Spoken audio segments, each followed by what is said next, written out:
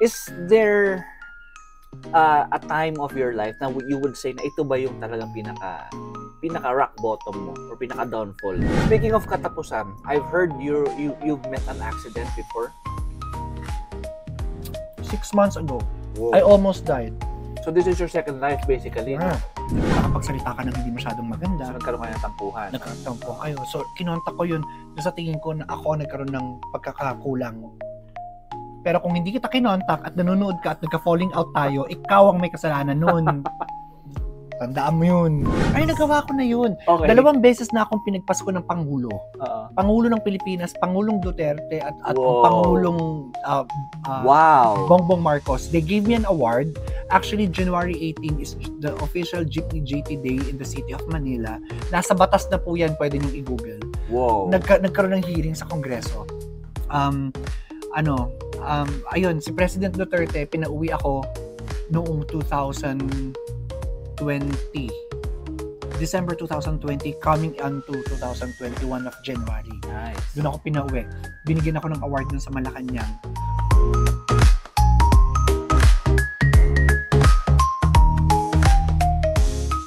What's up mga kabalen? So another day, another vlog na naman para sa atin. Ayan, syempre we do not forget to thank God for giving us another opportunity para makapag-vlog sa araw na ito. Ayan. And for today's video mga kabalen, special ito ang ating vlog ngayon kasi kainan session na naman, talagang busog na naman tayo. But we are with very special guest ngayon sa ating vlog. Ayan. Syempre, sino bang hindi nakakakilala sa #1 model, Filipino model dito sa Canada. Apakaraming endorsements, apakaraming niyang ambassadorship. Nakakalat yung mukha niya sa buong Canada or Edmonton. Walang iba, mga kaibigan, si JT, Jeepney JT. Ayan. Jeepney JT. Ayan. Pero JT talaga ang pangalan niya. Bati naman sa mga ano natin. Magandang gabi o kaya araw man kung saan man mo kayo naroon. And biglaan kasi to eh. Oo, actually. Biglaan. Ang una naming usapan, magbibigay lang ako ng crispy pata. Kaya may dala kaming crispy pata. Nandito kami sa restaurant sa Kinshi Rinji Restaurant. Dito sa White Avenue. Sa White Avenue. So, dapat may outdoor setting kami. May dala pa nga akong ilaw, may dala akong pang picnic. Tapos nakita namin yung temperature -2. Medyo, Tapos bigla niyang binanggit ito sa friend niya, tinawagan namin si Sir Eugene. Thank you so much for accommodating us ng sobrang biglaan. Yes. Tsaka yung asawa niya, si Ate Milona, sobra kaming inaasikaso kanina pa. Yes. Maraming salamat po, Kinshi Rinji Restaurant, for having us in your place, in your Tapos pinayagan pa tayo magdala ng crispy pata. Kaya nga, grabe, talagang may chopping board kami. Meron din silang crispy pata dito ha. May crispy pata sila dito. So, kaya the reason why I brought this kasi yung lang sa outdoor namin kanina. So, ayan. So, ngayon magkukwentuhan kami ni JT. Kwentuhan tayo. Kwentuhan habang lumalamon. Ano ba mas gusto mo? Yung mas healthy o yung ano? Kasi ako, ito yung regular, ito yung light. Sige. Ayoko ng light. Doon ako sa hindi healthy kasi mas masarap. Oo, ganoon. Grabe kasi, di ba? Kung ano yung hindi healthy, yun yung masarap. Yeah. To think na meron pa akong photoshoot in the next few days. May 3 photoshoot ako naka-line up na actually na-meet mo yung photographer ko. Oh. Sa event. Sa birthday niya. Ano kasi name niya? Si Mike Click Studio. Si Mike, oo. Mike Click Studio. Oo. Si Mike Click Studio. Oo. Si Vince, ang pangalan niya Vince. Kaya Mike Click Studio. Oh, nice. So ito, chinap ko na siya kanina, pero ito kasi, ito yung saya. Yan. Pero unahin mo muna yung soup mo kung gusto mo. Kasi gusto mo yung kanin mo. May baon din kaming kanin at saka meron din kaming baong Mang Tomas. Diyan, ito, kanin. Mang Tomas. Ito naman yung Mang Tomas. Ayan Mang Tomas. Ayan. So ito, tirahin na natin to. Sige. So, Pero you can ask me anything you want. Wala, ako, kilala ako ng mga maraming nagsusubaybay sa akin at saka siguro sa mga sumusubaybay sa'yo na sanay ako sa telebisyon at hindi ako magsisinungaling kung ano. You can ask me anything. Yun ang point ko. Ganyan kasikat si JT, no? Kasi let's face it, no. JT has been the face of Edmonton for a long time na Filipino dito sa Edmonton, no. And to prove that, nung binanggit ko na papunta kami dito, na kasama ko si JT, talagang kakilala siya kagad. So, that only proves na marami talagang tao nagmamahal sa kanya. So we are really, I'm really blessed and very fortunate na makakasama natin siya dito sa content na to. Very unplanned din, no? Very unplanned. Oo. Pero So, chill lang. Chill lang. Kwentuhan Chill lang na kami. simple. Pero I hope sana ma-enjoy nyo itong malamang kwentuhan na to. Yan. So siguro, taste test muna tayo. Yeah. Ano sa palagay mo ang kasi sanay ka naman sa kumain ng mga ramen, 'di ba? Yeah. So how do you describe and rate your Alam mo, tonkatsu? That's creamy ko tonkatsu eh. Kanina ko pa nga siya inuupakan eh. Properly, especially yung sa itlog, medyo sensitive ako sa itlog kasi yung may ambassadorship ako. Pero hindi ko siya babanggitin in respect to our host tonight. Yep. May ambassadorship akong ramen place. Okay. Pero ito, kahit mapa-trouble ako, alam ko manunood yung aking Pero this, lumalaban to. Panalo. Masarap. Ayan. My friend, kasi ganito yan. Oo. You've seen my posters all around Edmonton, yung mga kung sa mga So Wem, pinakamarami Wem. So hindi ka pwedeng kumain just for you to hindi ako yung alam mo yung calorie, every calorie matters. Okay. So nagwa-watch ka ng calories mo. Hindi, yun. I mean, ang ibig ko sabihin, para lang sabihin kung okay, masarap, ganun, uubusin ko, hindi. Okay. Kung hindi siya masarap, sasabihin ko. Pero ito kasi masarap. Uy, so uubusin mo yan. Kaya nga sabi ko, parang delikado yung photoshoot. At alam ko, na pina-follow ka ng photographer ko. Nandiyan yan. Alam niya yun, no? Salamat po. Bye-bye po. Ingat po kayo. Nakakatuwa, kasi pagdating pa lang namin dito, may nakakilala na sa kanya. Ganyan si JT. Ganyan karaming nagmamahal sa kanya. Masarap siya, promise. Masarap siya. Diba? Ako kasi, sa Japanese ramen, ano yan eh, malasa. Parang flavorful talaga. Flavorful ang ramen. Sarap. Pero ito hindi siya flavorful na nakakasuya. Tamang-tama, saktong-sakto. Nakakainis, ang sarap, promise. Hindi ko sinasabi yun just to make them feel good na naiintindihan mo yung gusto kong sabihin. Yes, oo. Na parang, kasi sayang, pagkakakainin mo lang just for the sake of kainin mo. Kasi ikakataba mo yun. Oo. Pero, ito talaga masarap. Grabe yung meat niya mga ma'am, mga sir, ayan grabe buong buo, ang laki One serving no? Laki, One serving lang to, ang laki and hindi siya ganun kamahal talagang very affordable. Kaya if you're craving for Japanese cuisine, ramen, mga maki, mga sushi, dito. Meron din silang Vietnamese. Yes, meron din silang mga Vietnamese dishes. Yun. Ang lambot ng pork. Grabe, no? Ang lambot ng pork. And ako naman, in my part, ang gusto ko dito, noodles. Sa noodles kasi maarte ako, personally, no? Gusto ko yung hindi siya malambot, yung medyo pa siya, yung medyo, ang tawag doon? Al dente. Oo. Alam mo lang, tinan mo parang naswertehan namin kasi hindi siya busy, no? Grabe. Hindi busy. Sarap. Ayun. Okay, so after natin matikman ng napakasarap na ramen, syempre dito na tayo kay Crispy Ayan, yung Pata. gusto mo yung nagbaon siya ng kanin. Tabi natin ng kaunti ito at uupakan namin yung kanyang Ito yung Crispy Pata ni JT sa kanyang food truck. Yes. So, first time ko siyang titikman and I still do not know what to expect. I've tasted a lot of Crispy Pata already. But this is my first time to taste his Crispy Pata. Sandali, So, ayan. ako magsaserve sa'yo kasi Sige, gagamitin natin. Kukuha lang ako ng may dala rin kasi kaming gloves. Oo. So ito po mga kabalen, mga sir, nagbaon ako ng kanin. Oo, kasi picnic, ang original talaga picnic eh. So nagbaon ako ng kanin para at least, kasi sabi niya kanina sa akin, di daw siya nagkakanin, nakakainis. Hindi ako nagkakanin talaga. Hindi siya nagkakanin, alam ko uulamin namin Crispy Pata. Sabi ko, nako, rice mate kasi ang Crispy Pata eh. Parang hindi siya masarap na hindi mo ikanin. Yes. For me Kaya tapos, nagbaon ako ng kanin. Ano pa yung setup na talagang nai-imagine ko sana kanina is dun sa overlooking the bridge. Merong pero nga lang malamig, Pwede naman natin ulitin. Oo, sa susunod. Mga bandang spring. Oo. Pero kasi minsan naglapak ako ng jacket natin, ganun. Pero ang good call na sinabi mo to. Oh, Good okay. call. Sige. Next time naman, outdoor tayo. Picnic tayo. Ito kasi nakakatuwa, sabi niya kanina, ang ganda ng panahon na, no?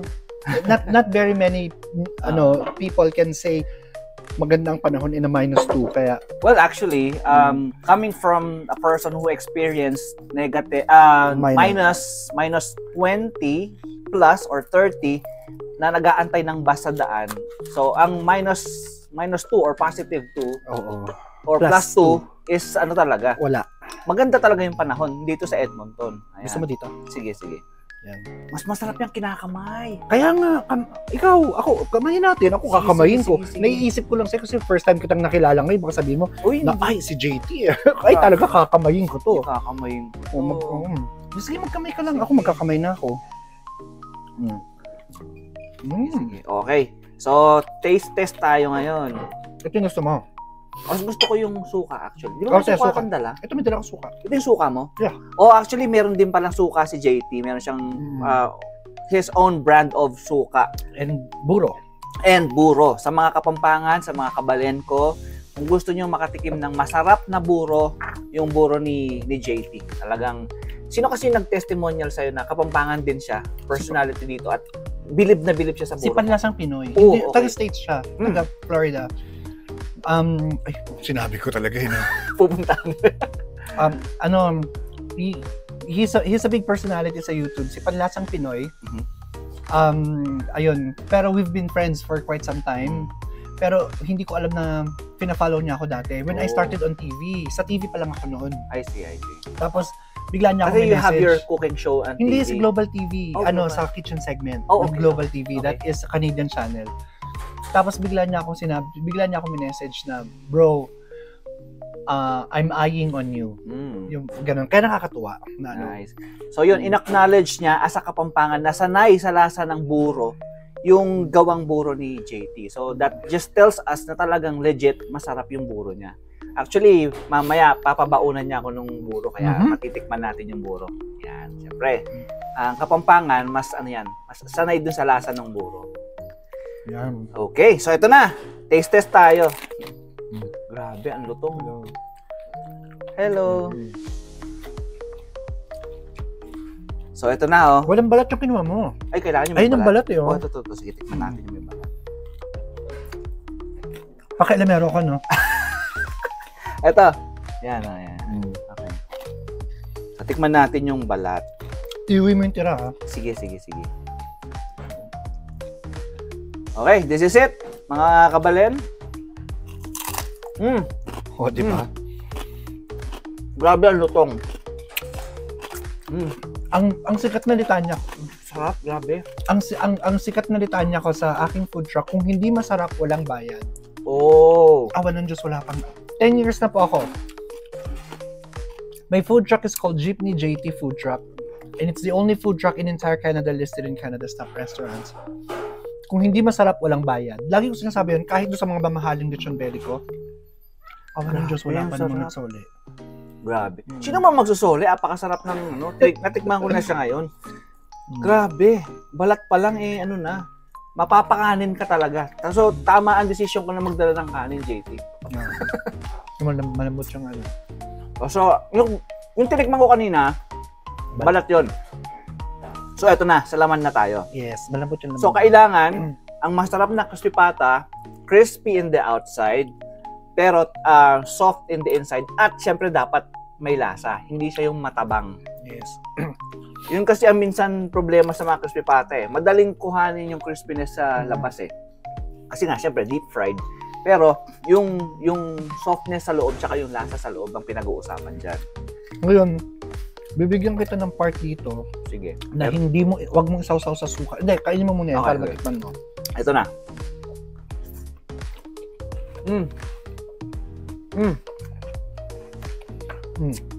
Ang lambot. Ito, wag mong isaw-saw sa suka. Tikman mo lang siya kung ano yung flavor na nanunuot sa loob. Sige. Grabe. Diba?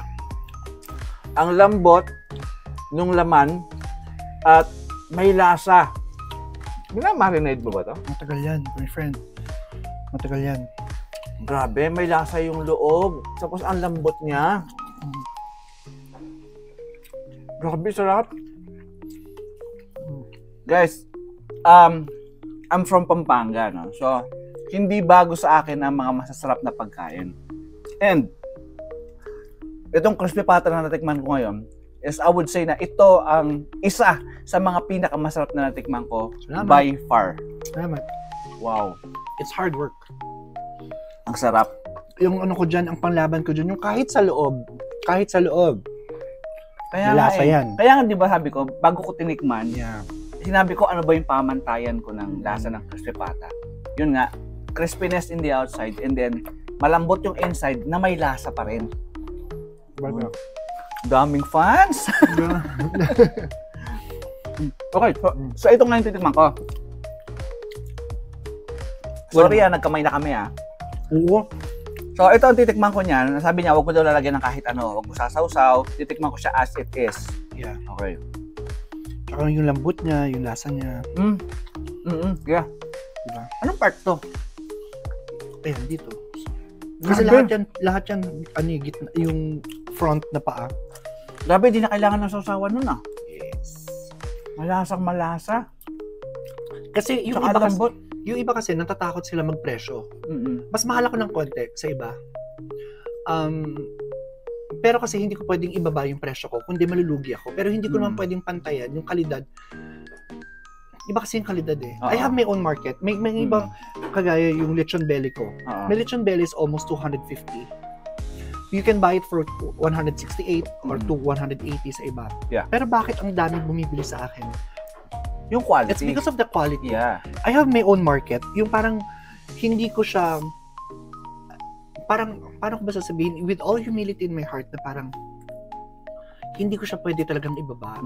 Kasi ano may standard na tayong sinusundan. Tsaka tsaka yung sinasabi nga nila na kasabihan na you're getting what you're paying for. So kung gusto niyo ng masarap talaga na quality na pagkain, kailangan maglabas ka talaga ng konting extra sa pocket mo kung gusto mo ng quality. And I always say, hindi ko naman sinasabi kunyari ganito ang presyo niyan. Ang lagi kong sinasabi, the experience starts at 245, ganon. Hindi ko sinasabing, yung parang, ganito yan ha, yung ganito yung presyo. Minsan, kung paano mo rin sabihin, ganon. So, yan. At saka, according to Alberta Filipino Journal, I raised the bar in the Filipino cuisine in Edmonton. Wow. Kasi, alam mo kung paano ako nagsimula? Yes, yeah. Kwentuhan mo naman kami, Jake. Kasi nurse ako dati, di ba? Yeah.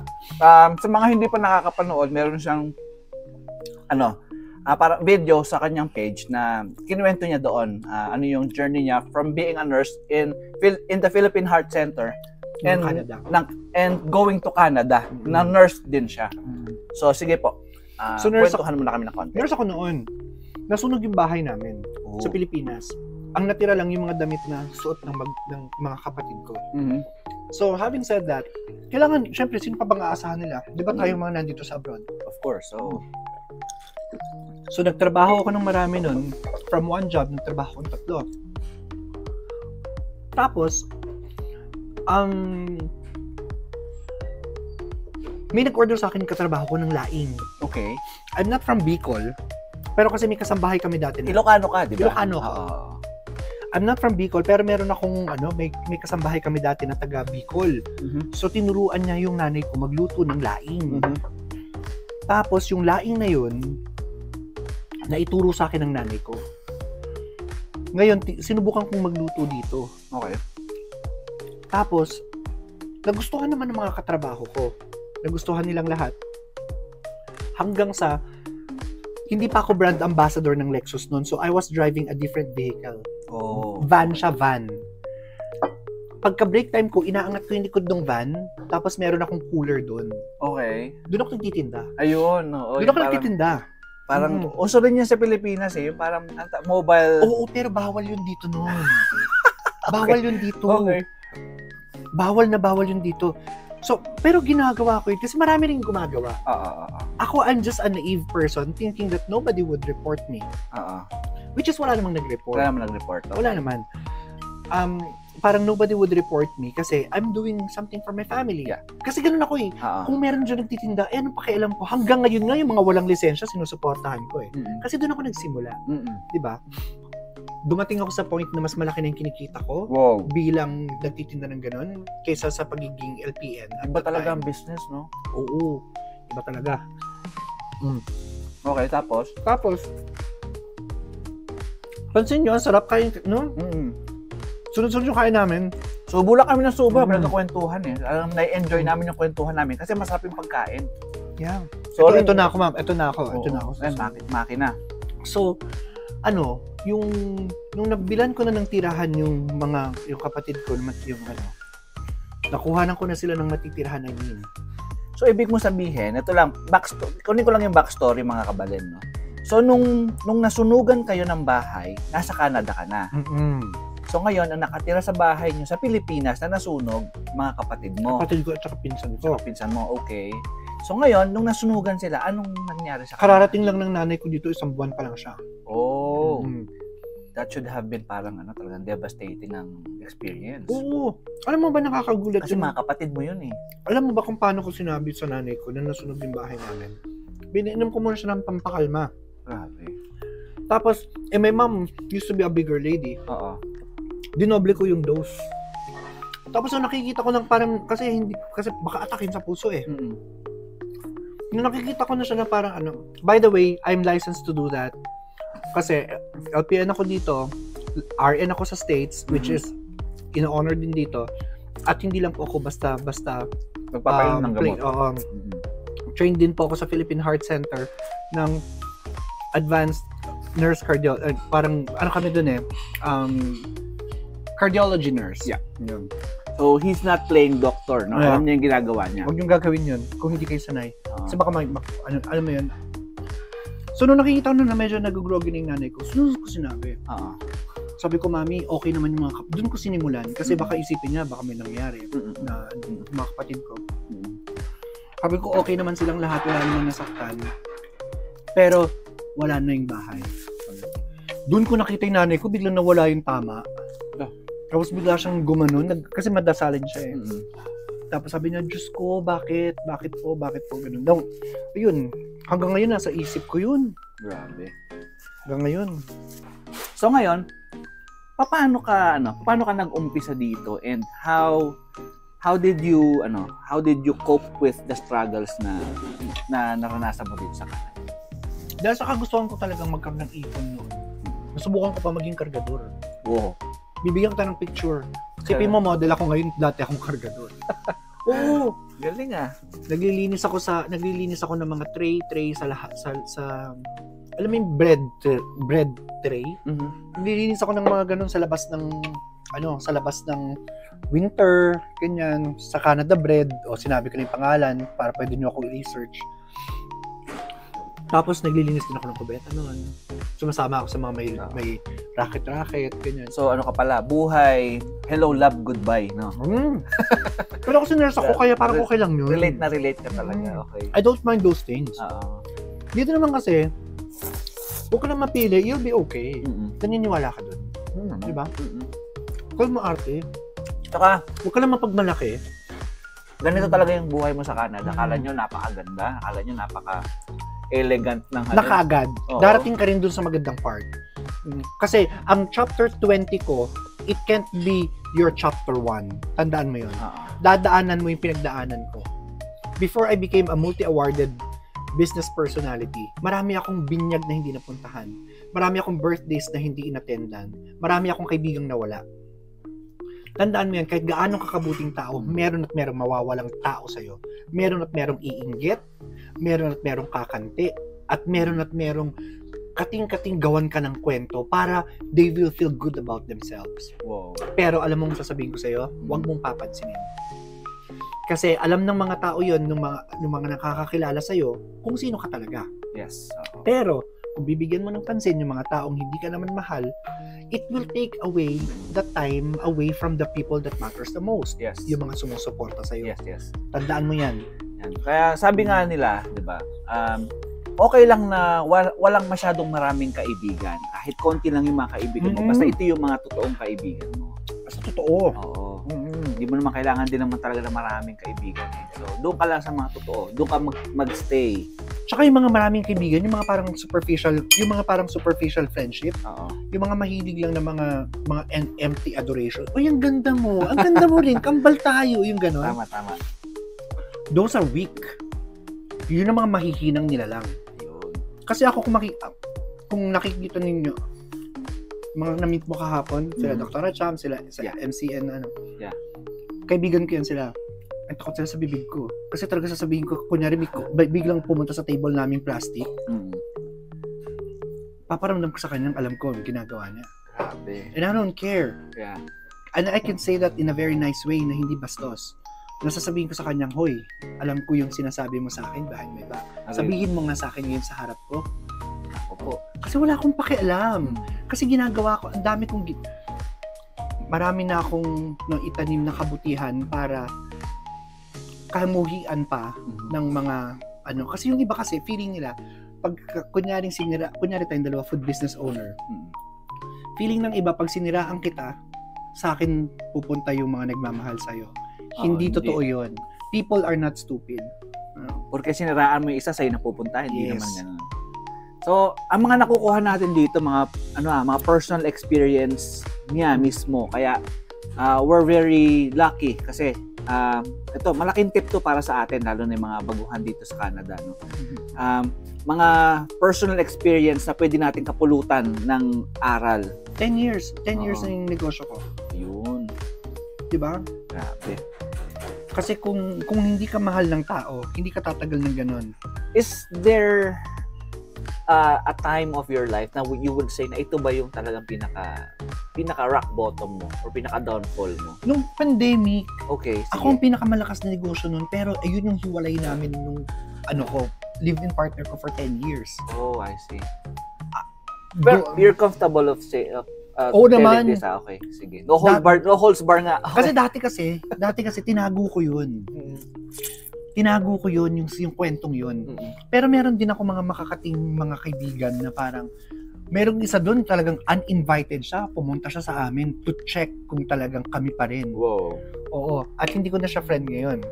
Kasi ganun yung ugali niya, pinagchichismis niya ako. Grabe. Tapos, Pati pala mga marites nakakaabot dito sa oo, alam mo nun, akala ko na yun yung katapusan ko. Speaking of katapusan, I've heard you've met an accident before. 6 months ago, Wow. I almost died. So this is your second life basically. Ah. So lahat ng Tinid. struggle na naranasan mo since pandemic hanggang ngayon na naka-recover ka and na-experience mo yung near-death experience. Anong natutunan mo doon? Anong realization na nakita mo? You are important. Okay. Kasi ako, inuuna ko ang ibang tao before me. Kasi, in the most humble way, I would say, blessed talaga ako. Dami kong biyaya sa mga friends, sa mga totoong friends, sa nanay ko, sa Panginoon. Yung parang pagkakanyari may kailangan ka, bigla na lang darating sa'yo na kahit hindi mo hinihingi. Nangyayari yun sa akin. Pero, kaya ako, okay lang ako magbigay. Giver ako I'm not a taker. Pero you don't give just to please, no? Kasi may mga ganong tao. Mahilig kasi akong ganyan. Sa mga nakakakilala sa akin, alam nila talagang na it makes me happy to give. Kasi mayroon mga people pleaser eh. So hindi ka naman yung ganong type. No, hindi. Bakit ko sila ipiplease? Hindi ko naman sila pero it just makes me happy. Yeah. Kaya kunyari yung birthday ko, every birthday ko, nagpapakain talaga ako ng mga homeless, namimigay ako ng mga jackets, pantalon, and since I'm an underwear model this year, namigay ako ng 100 underwear sa mga sa mga homeless. Mga homeless. Ayun. So, ayun, yung pinaka-struggle ko talaga noon yung 2020. Although ako yung may pinakamalakas na negosyo at that time kasi nagpakain ako ng 5,000 na nurses na may nagko-COVID. Ako hindi ako natatakot. Binalik nila yung pagmamahal. Nung nagsarado yung mga restaurant, sa food truck ko sila pumunta. Nice. Kaya ang lakas ko nun. Pero, hindi alam ng tao, dumudugo ang puso ko nun kasi hindi ako iniwan eh. We left each other because of we both parang fell out of love. Okay. Pero doon ko nakita. Dali, malamang nanonood sa'yo yung naging kabit. Kasi mahilig yun sa pagkain. Grabe. Nahuli ko sila nag-cheat.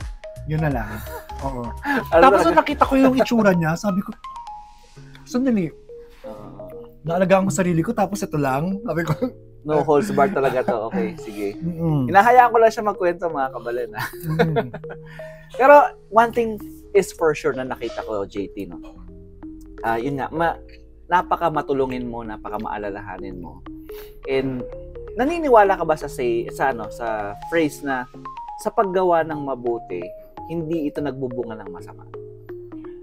Kumbaga, every time you Sa do paggawa good, ng mabuti, hindi ito magbubunga ng masama. Totoo yan. Pero you have to guard yourself for being too kind, because some people are crooked enough to make you look bad even if you're doing good to others. Okay? Tandaan mo yan. Yes. Maraming malisyoso. And you will never please everybody. You can never please everybody. Kasi if your aim is to please everyone by doing good, you will just fail. Nakakapagod yun. Talaga ba? Tsaka after ko muntik mamatay noon, bakit ko uunahin yung mga mag-please ng people? I'll just please the people that loves me. Diba? Yun lang yun. Pero dahil doon Unahan kita, ha? Kaya nga eh. Pero dahil doon sa experience na yun, JT, did you realize na ang bilis lang pala ng buhay? Kumbaga, whatever you have, whoever you are, pwedeng dumating sa'yo yung ganong scenario sa buhay mo. And it doesn't matter kung mayaman ka, mahirap ka, or anong meron mo. Madaling mawala isa-isang iglap. Isipin mo, kumakanta lang kami. Nagdadrive kami, kumakanta. Tapos bigla kaming tinibong. I was driving a Lexus, which is one of my ambassadorships. Tapos ang bumangga sa amin, F-350. Malaki yun. Running from the cops. Tumatakbo sila sa police kasi meron silang dalang droga. May car chase pala. Oo. Okay. Isipin mo, yun ang tumama sa amin. Siyempre, nagmamadali yun. Hindi, eto, ganito na lang. Oo. Sabihin na lang na hindi ako namatay, di ba? Pero paano na kung saan nabasag ang mukha ko? Modelo ako. Yun, siyempre, yun yung Modelo ako ng balat. Yun ang puhunan mo eh. Oo. Di ba? Modelo ako ng ngipin, ng buhok. Paano na ako?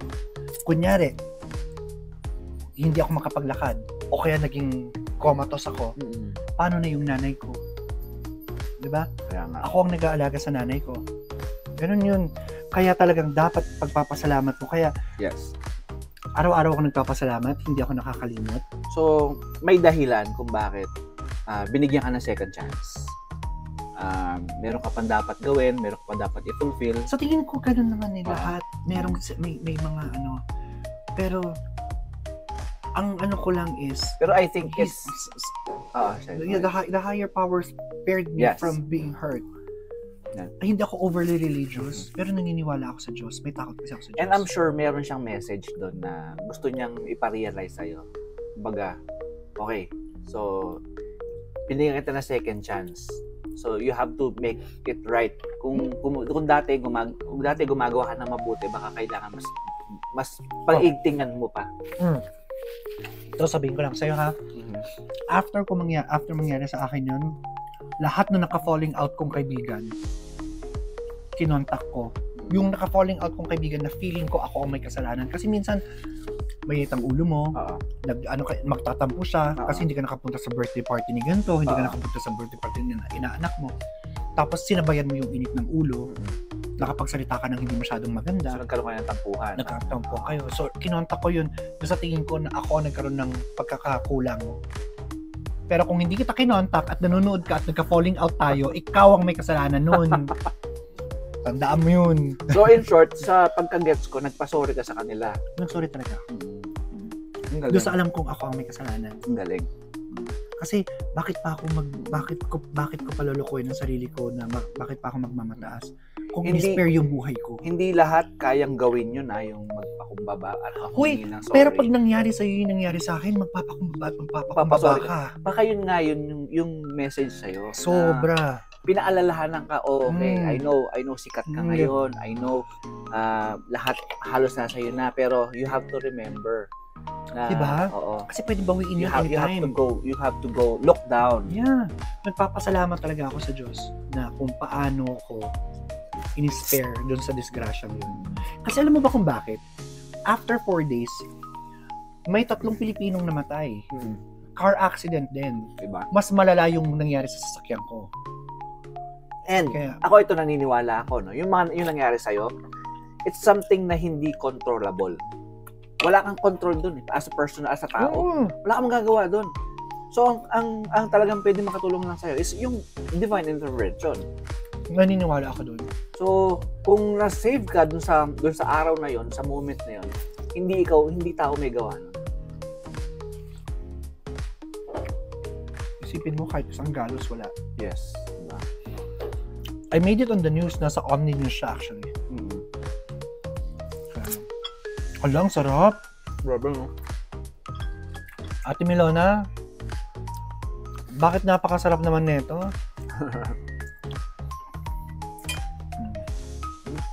Ganito talaga ako. Sanay na kasi ako sa mga chikante na ganito. Tsaka mas gusto ko yung spontaneous, walang script. Spontaneous, di ba? Kumbaga, anything goes. Oy, iuwi mo to ha. Oo naman, siyempre. May air fryer ka, di ba? I-air fryer mo ulit no 15 minutes. 15 minutes for 400. O sinabi ko yung sikreto. Okay lang yun, di naman nila magagaling crispy pata ko. So, JT, when are you opening your food truck again? Since siyempre, mostly yan ng mga food truck business ngayon closed dahil winter. Kailan ka magre-resume? Para lang alam ng mga... Magre-resume ako pagka okay na sa abogado ko at sa doktor ko. Kasi hindi pa ako pwede magtrabaho. At saka, I'm hoping April. Pero yung pagmamodel ko, walang problema eh. Yun ang mabigat kasi sa likod na ano. Wala naman akong mabigat sa likod ko, kundi yung malaki kong behind. Just kidding. Pero yung mga yung mga buhat-buhat kasi bawal pa yun. Nagte-therapy ako ngayon. Masakit yung likod ko minsan. Anong mas mahal mo na gawin? Yung pagmamodel mo o yung pagiging businessman mo? Yung pagmamodel ko, aksidente lang naman yun. Hindi naman talaga ako mukha ba akong modelong-modelo? Oo naman. Grabe naman to, siyempre. Ano lang JT yun? yan eh. Ano yun kasi? Talaga sa pagkain ako. Kaso na-discover ako noong 2018 ng isang photographer. Kumakain ako sa labas. Tapos pinicturean niya ako. Tapos parang, siguro sumusubo ako sa katingin ako sa baba. Yun yung parang kailangan nilang look. Okay. Tapos sinabing nila sa Jack and Jones. Kinontak ako ng Jack and Jones. Medyo mataba pa ako nun. Tapos, ayun. Nakita ko yun, yung picture mo sa Jack and Jones. Poster mo doon. Kaya parang lang ako na food talaga yung una kong pagmamahal. Oo. Pero dahil sa sitwasyon ko ngayon na kailangan ako nagte-therapy, kailangan akong nagpe-physical therapy kasi ako. Masakit din kasi yung likod ko.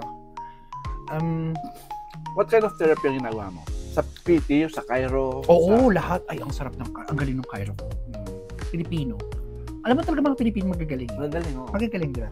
Alam mo, hindi naman lahat ng sinasabi nila na ang Pilipino dito naghihilan. Hindi totoo. Mangilan-ngilan. Mangilan-ngilan. Pero marami. Kasi hindi naman ako magiging number 1 dito kung di dahil sa mga kapwa ko Pilipino eh. So, meron, not pero all. ilan sila? Oo. Sa kunyari, sa 10,000 nagmamahal sa akin, may 2 lang talagang pangit na talagang inaaway ako. Pero silang pangit, ang lakas nila mag-filter. Pag nakita mo sila in person, para silang patatas. Pakita ko mamaya sa'yo. Ang ganda na nasa picture. Tapos pag nakita mo sila in person, mukha silang patatas. Grabe. May isang tinetext nga ako ng mga tao, ng mga supporters. Uy, nakita ko si, iba pala itsura nun in person. Sabi ko, di ba ngayon, alam niyo lang kung ba't galit sa akin. Ako, may filter ba ako? Nakita mo kahapon. Di ba? Oo naman, tinan mo. May filter ba yan? Tingnan nyo. Diba? Live na live yan.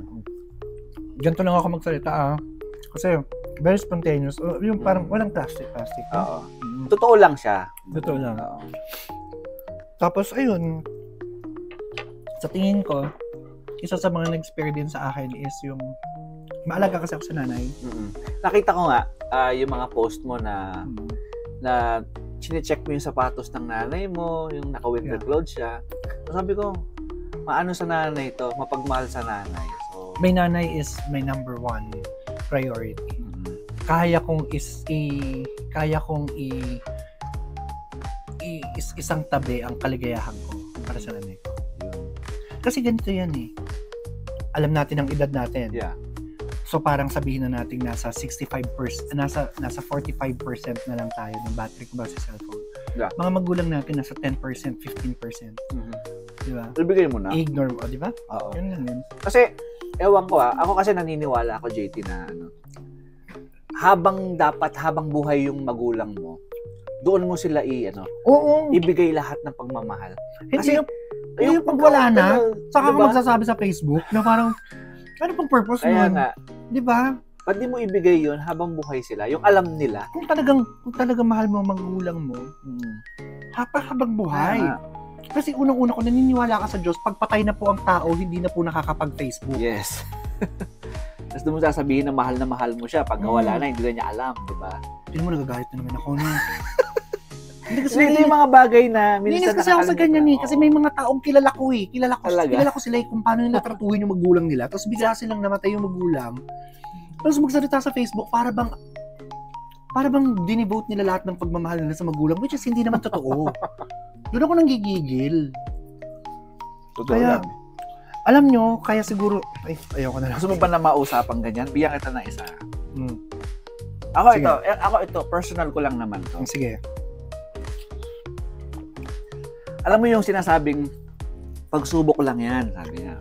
Matalampasan mo yan. Hindi ka bibigyan ni Lord ng pagsubok ng hindi mo malalampasan. Masabi nila gano'n, di ba? Pagka nagkakasakit, pagka na-ospital, di ba gano'n? Pero, ang hindi nila alam, ito all his life, nag-iinom siya, nagbibisyo siya, nagdodroga siya. Tapos na-ospital, nag-50-50, tapos parang pagsubok lang yan. Kasi sabihin niya, pagsubok lang yan. Hindi, kabayaran niya ng ginawa mo. Hindi ka bibigyan ng Diyos ng pagsubok na hindi mo kaya. Dinamay mo pa yung Diyos, di ba? Umaga, it's your consequence. Nangyari sa yan, na-hospital ka, nagkasakit ka kasi dahil sa pagbibisyo mo, hindi dahil sinusubukan ka ng Diyos. Tama yung analogy mo dun. Di ba? Oo. Kasi ako naniniwala ko, this is what I believe in terms of trials or pagsubok. Halimbawa, you're actually doing your best, pero talagang minsan mahirap ang buhay, medyo masaklap ang dagok ng tadhana, pero you choose, hindi ka nagnakaw, hindi ka nagkarabyado, tiniis mo yung hirap. Yun yung pagsubok para sa akin. Hindi yung nagkasakit ka, nagbisyo ka, tapos na hospital ka, nag-50-50 ka, ngayon sabihin mo pagsubok. Yun yung minsan na hindi natin aware. Kabayaran ng mga ginawa mo sa past. Ayun. Tapos o kaya, inaalimura siya, sinasabihan siya ng masama, or sinaktan siya, binugbog siya. Tapos hindi ako gumanti, nagtiis nga ako, hindi ako gumanti. Pero bakit ka ba binugbog? Bakit ka ba sinaktan? Bakit ka inalipusta? Kasi may ginawa kang masama. Let's say nangabit ka, di ba? Diretsuhan talaga yun. Pero hindi ka, pero tapos mga kabit dyan. Tapos binugbog ka, hindi ka gumante, di ba? So, sabi mo pagsubok. Yung mga kabit dyan, may karma yan. So, yun ang definition ko. I do not know if you agree, no? Pero that's my definition of pagsubok.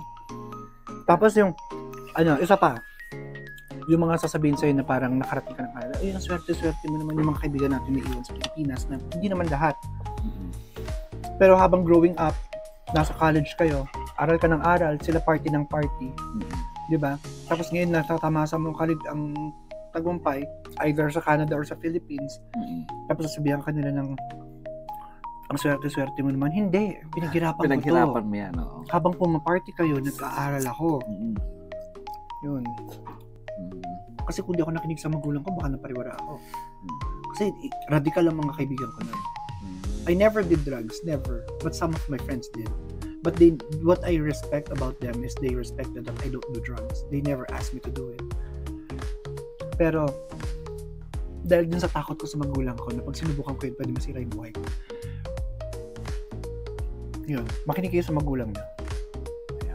So ayun mga kabalen, narinig natin, no?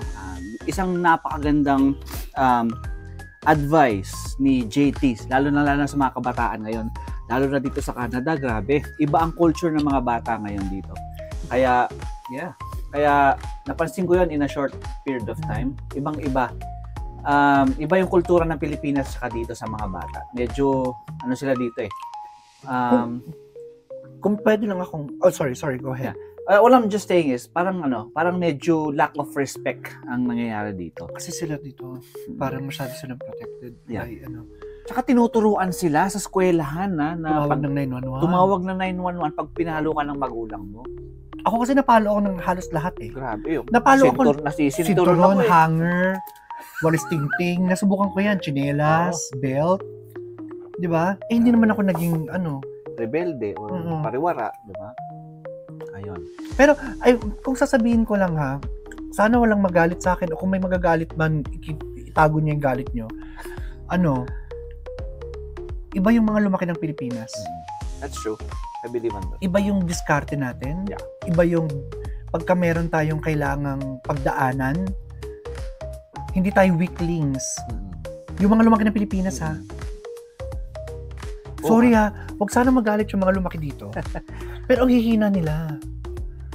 Kung kunyari pinagdaanan nila yung mga pinagdaanan ng karamihan ng mga galing Pilipinas na naghirap at baka nabaliw yung mga yun. Kasi hindi nila naranasan yung hirap na dinanasan mo eh. Na nakipagsapalaran sa ibang bansa. Lalo na yung mga pinanganak na dito. Siyempre yung mga magulang nila, nandun na sila doon sa mga successful stage. Pero having said that, hindi naman lahat ng pumunta dito galing Pilipinas is walang-wala. Ikaw, maganda yung trabaho mo. Napakaganda ng trabaho mo sa Pilipinas. Yes. Ako, I used to be a professor. I used to teach cardiology in University of the Philippines, Wow. FEU, Chinese Gen, MCU. Philippine Heart Center nurse ako. So, dumating ako dito LPN, pero hindi ako nagreklamo. Ganun. Yeah. Nasa kung paano mo sabayan yung sayaw ng buhay. Yes, that's true. Yeah. Ang daming sarap. Ate, napakasarap po ng inyong pagkain. Ang dami naming nakain. Grabe oh. Grabe. Halos maubos na namin. Kung wala lang talagang crispy pata rin, talagang ubos yan eh. Yung sa akin, wala na. Oo. Ako nabusog ka. Kasi Kasi na bawal akong tumaba. Kasi nagkanin ako, kaya medyo mabigat sa tiyan. Ganito yan ha. Maiksi ang kwento. Pag ako kasi tumataba, hindi ako nasusupply na. Kasi model ako ng damit. Hindi ko nakukuha yung supply ng damit ko. Okay, may threshold ng ganito yung timbang mo ngayon. Kasi syempre, kontrata eh. Yeah. Diba? So parang may certain timbang na dapat ka i-maintain, no? Yes. Ayun. Na which is minsan napaviolate ko. Pero ang galing ko ng Pasko, hindi ah. Uy, nice. Ang galing ko ng Pasko. Nakapapili. Ay, ang galing ko ng Pasko. Nasaan ka ba ng Pasko? Nasa Nandito Pilipinas, nandito. ko. Tapos isipin mo kada event nun, mahina ang 11 na events na pupunta ko sa isang araw. Puro kainan. Oo, ang ginagawa ko tubig-tubig lang, tapos kaway-kaway. shake hands. Pero I don't think magagawa mo yan kung umuwi ka ng Pasko sa Pilipinas. Ay, nagawa ko na yun. Okay. 2 beses na akong pinagpasko ng Pangulo. Pangulo ng Pilipinas, Pangulong Duterte at Pangulong wow. Bongbong Marcos. They gave me an award. Actually, January 18 is the official Jeepney JT Day in the city of Manila. Nasa batas na po yan, pwede nyong i-google. Wow. Nagkaroon ng hearing sa Kongreso. Ayun, si President Duterte, pinauwi ako noong 2020. December 2020, coming onto 2021 of January. Nice. Doon ako pinauwi. Binigyan ako ng award dun sa Malacanang. Okay, so mga kabalen, napakalaman at napaka-informative, educational itong ating naging usapan ngayon with JT, no? Talagang marami tayong natutunan Very sa spontaneous buhay. that kasi. Yes, and spontaneous that. And totoong experience, totoong buhay, totoong naranasan. Yan. So, Hindi ko kinopya kahit kanino. yes. Isa ito sa mga genuine na usapan or interview na naranasan ko. Thank you. So, I always get that. Thank you. I thank you for that, JT, and I am Kaya very mo kamayang ko. I am very grateful and honored na pinagbigyan mo ako sa vlog Salamat. natin to. Salamat. Ayan. Okay, maraming salamat po mga kabalen. Thank you po sa patuloy ninyong pagsuporta sa akin at patuloy na pagsuporta rin kay JT dito sa Canada. And sana huwag kayong magsawa. Patuloy pa rin yung inyong pagpanonood ng aming mga videos sa aming mga pages. Maraming salamat po. Once again, this is MJ Mendoza and you are watching Kabalen in Canada. Bye! Salamat!